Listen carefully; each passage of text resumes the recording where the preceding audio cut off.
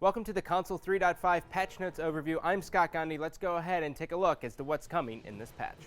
With this patch, I'm happy to announce that 60 frames per second is an option that you can enable in settings. Now, since this is the first time that we're taking a look at 60 frames per second, we are taking all of the safety precautions and allowing you to opt into it. It is amazing how much better SMITE looks at 60 frames per second, and now let's go ahead and take a look at Grid View.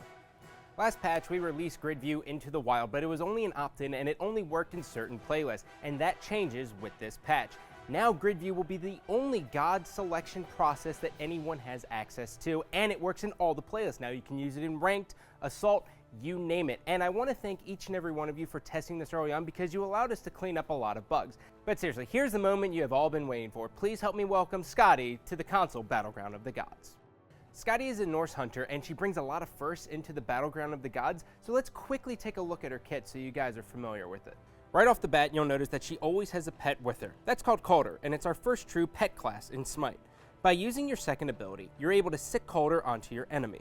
Next up is a brand new form of crowd control that is found on Scotty's third ability, which is called Permafrost. Scotty freezes a target location, and when enemies step on it, they slide in any direction they were moving, and they can actually bounce off of enemies and walls.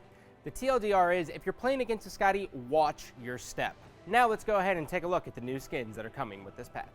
Hellrider Chiron, K9 Anubis, Ordos Solaris Amaterasu, and the Protect and Support Athena bundle, which one comes with the helmet and one does not. That's just a few of the skins. Be sure to check out the rest. Now let's talk about Conquest. For those of you who play Conquest, this patch will include the removal of one boar from the solo lane side of the map. This was a targeted adjustment to tweak the amount of golden XP that solo laners were getting. But what we've seen from the PC, it's a step in the right direction. Thank you all very much for watching the Patch Notes Overview. As always, click on the annotation on the screen for more information about SMITE on console.